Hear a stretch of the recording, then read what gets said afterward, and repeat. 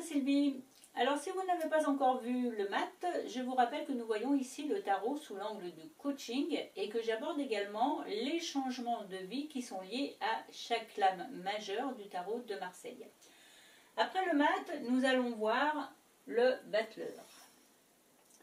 La question du battleur, c'est, alors quand le battleur est à l'envers, allez-vous rester dans l'inaction ou choisir de vous projeter dans votre avenir quand le battleur est à l'endroit et avenir donc en deux mots, à trait d'union venir.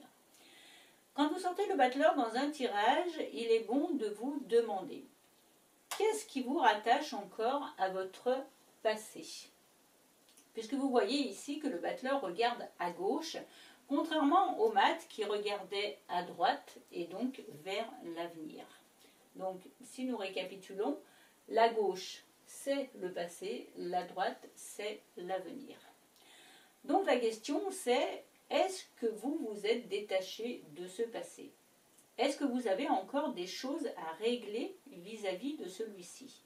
Est-ce que votre regard, ici, se dirige vers vos parents? Est-ce que vous avez peur du regard de votre père ou de votre mère sur votre vie? Est-ce que vous avez peur, par exemple, qu'ils vous jugent? Et est-ce que cela peut vous empêcher d'avancer? Puisqu'on voit ici que contrairement au mat dont je vous ai parlé dans la précédente vidéo, le mat était en marche, il avait deux pieds rouges. Ici, le battleur est en fait statique. Il a les pieds écartés, donc il ne peut pas avancer. Ensuite, la table. Donc, vous pouvez remarquer que cette table se trouve devant le personnage. Y a-t-il devant vous une barrière, comme ici, que vous devez éliminer? Y a-t-il quelque chose derrière lequel vous vous cachez? Peut-être pour vous préserver ou peut-être pour vous protéger vis-à-vis des autres. Peut-être est-ce que vous avez une difficulté à être proche des autres.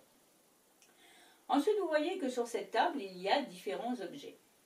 Alors, nous voyons ici des coupes, des deniers, une épée, là en bleu avec son fourreau, et nous constatons que le battleur tient également donc un bâton dans sa main gauche. Il y a également un sac ici. Quelle que soit votre question, demandez-vous alors ce que vous êtes prêt à mettre dans ce sac pour votre futur. Parce que là, bon, vous regardez vers votre passé, mais le but, ça va être aussi ensuite de vous diriger vers l'avenir. Je vous donne un exemple. Alors, votre question est professionnelle. Qu'est-ce que vous voulez vous mettre dans votre travail, qu'il soit présent ou futur, peu importe. Au niveau émotionnel, avec les coupes que nous voyons ici, qu'avez-vous envie de vivre comme émotion dans le poste que vous occupez ou que vous allez occuper? De la joie, du plaisir, la satisfaction d'apprendre de nouvelles choses. Ensuite, qu'avez-vous envie de mettre dans votre sac, au niveau intellectuel, donc avec l'épée? Quels échanges avez-vous envie de partager avec vos collègues de travail, puisque l'épée représente l'air? Le fait d'échanger sur vos pratiques respectives, le souhait d'avoir des idées qui vont dans le sens de celles de votre entreprise, etc. Ensuite, au niveau matériel, que souhaitez-vous obtenir en matière de salaire? Le matériel, en fait, est ici représenté par les deniers qui sont sur la table. Donc, que souhaitez-vous obtenir en matière de salaire? Seriez-vous prêt à investir dans votre société si vous en aviez l'occasion? Et au niveau du monde des désirs, avec le bâton. Donc, quelle passion voulez-vous partager dans votre travail? La passion du travail bien fait, le fait de mettre les choses en mouvement pour que votre entreprise soit pérenne et donc dure. Vous pouvez aussi, toujours par rapport à cette table et aux objets qui sont dessus, faire le tri de toutes vos expériences professionnelles passées, tout poser sur la table en quelque sorte, pour arriver à savoir pourquoi vous en êtes là aujourd'hui, à vous poser votre question du moment. Et de voir ainsi ce que vous voulez garder et ce que vous ne voulez pas garder. Quelles concessions n'êtes-vous plus prêt à faire, par exemple? Commencez à réfléchir à ce que vous mettriez, vous, sur votre liste. Toujours par rapport à la table, vous pouvez voir que la table n'a que 3 pieds. Le premier, le deuxième et le troisième. Or, si on regarde les jambes du battleur, on voit que sa jambe droite se confond avec ce pied-là. Par contre, on pourrait considérer que sa jambe gauche peut faire office de quatrième pied. Donc si on récapitule, on aurait le premier pied ici, le deuxième pied ici, donc le pied de la table couplé donc avec la jambe droite du battleur, le troisième pied ici et le quatrième pied ici. Alors 4, qu'est-ce que ça représente? Le nombre 4, c'est le nombre de la stabilité. Posez-vous la question, où en êtes-vous par rapport à ça? Avez-vous un travail stable actuellement? Ou dans un autre domaine, êtes-vous à la recherche d'une certaine sécurité, d'une construction par exemple, d'un couple ou d'autre chose?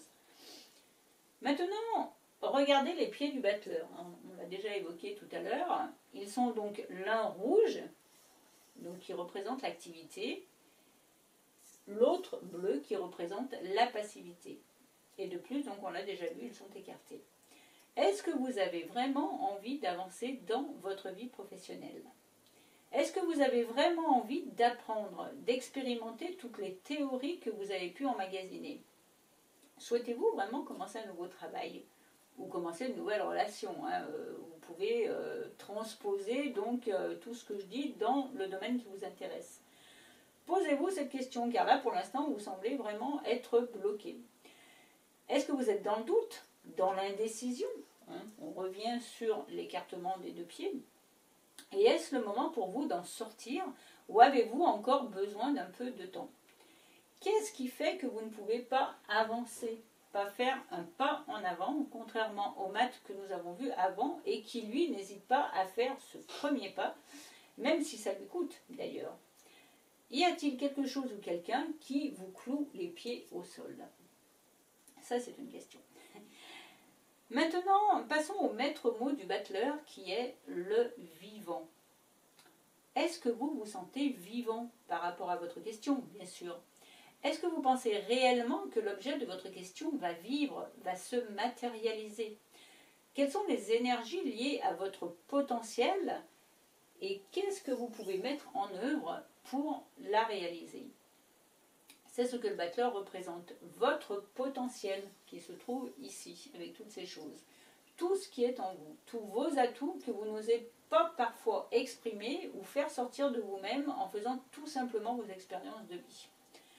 Alors faire vos expériences de vie, c'est tout simplement tout poser sur la table, on l'a déjà vu, et utiliser toutes les richesses de vos comportements, de vos capacités, de vos valeurs, et ce, même si de temps en temps vous devez regarder un petit peu en arrière pour revisiter des croyances qui font que vous ne croyez plus en vous, pas plus que dans les rêves de votre âme d'enfant, qui se situe ici, toujours au niveau du cœur. Alors je vous donne l'exemple de quelqu'un qui entre dans la vie active, c'est un exemple parmi d'autres, et qui se sent perdu parce que dans le monde des grands, l'heure n'est plus à la rigolade, à l'amusement, car il s'agit de travailler, et qui plus est, de travailler du mieux possible. Or, ce jeune homme, ou cette jeune femme, puisque c'est un personnage jeune, mais ça peut représenter l'un ou l'autre, ce jeune homme ou cette jeune femme, ont-ils l'expérience des grands? Non. Ils n'ont donc pas d'autre choix que d'apprendre sur le terrain, parce que c'est là que tout se joue.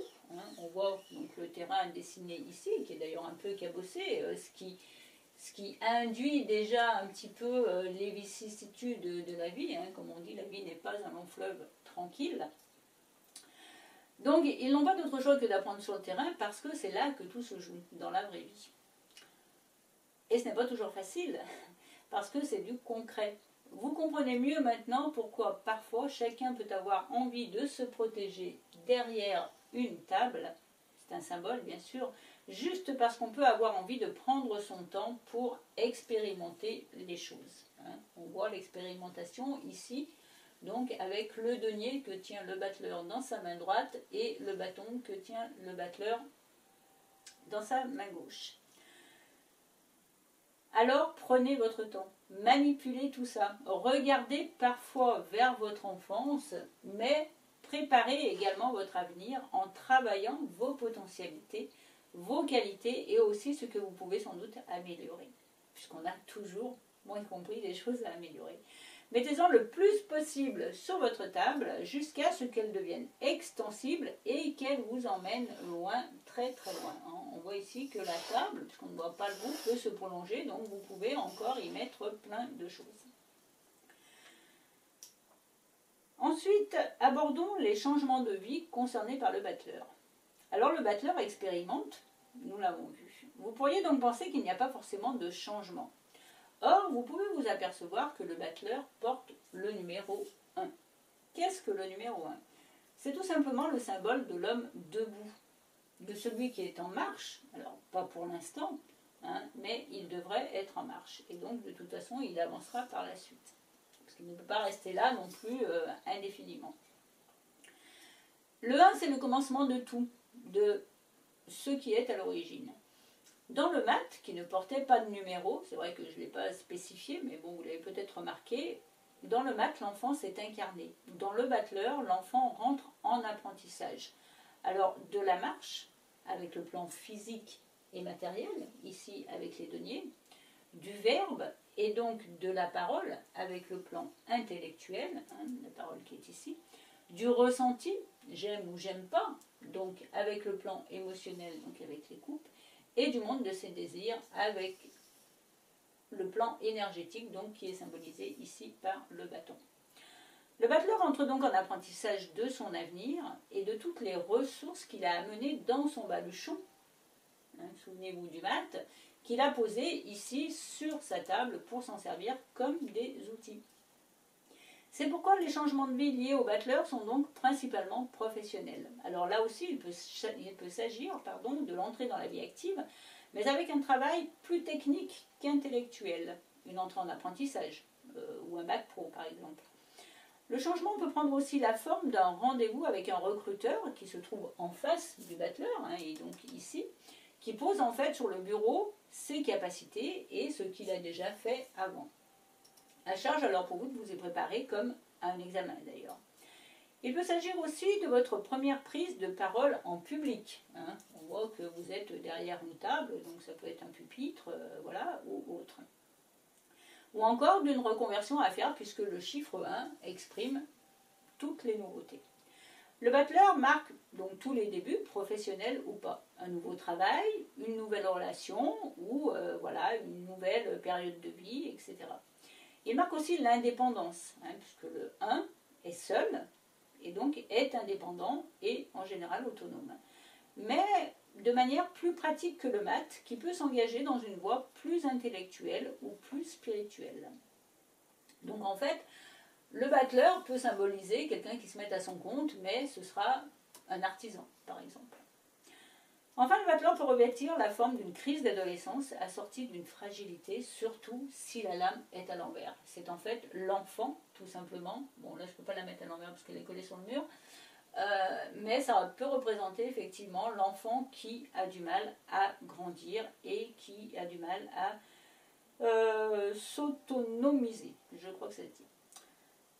Ensuite, dans le domaine de votre mieux-être. Alors, le battleur vous invite à prendre conscience de votre émotivité et à accepter surtout la nouveauté. Rester sur vos acquis ne vous fera pas avancer. Il vous appartient d'apprendre, de faire et de faire encore et toujours, quitte à vous tromper.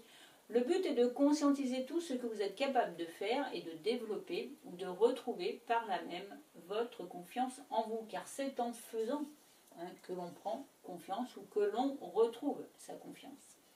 Bref, si vous voulez vous tenir debout dans la vie, droit dans vos bottes, vous allez devoir prendre en compte les différentes parties de vous-même qui sont ici et les réunifier en un seul être, vous-même. Alors vous pourrez sortir de derrière votre table et passer devant ou repasser devant vos barrières et enfin avancer. Quel est le verbe à utiliser en priorité, si vous le voulez bien? C'est le verbe agir. Alors agissez et mettez-vous à l'ouvrage en posant la première pierre par rapport à votre question. Alors, la première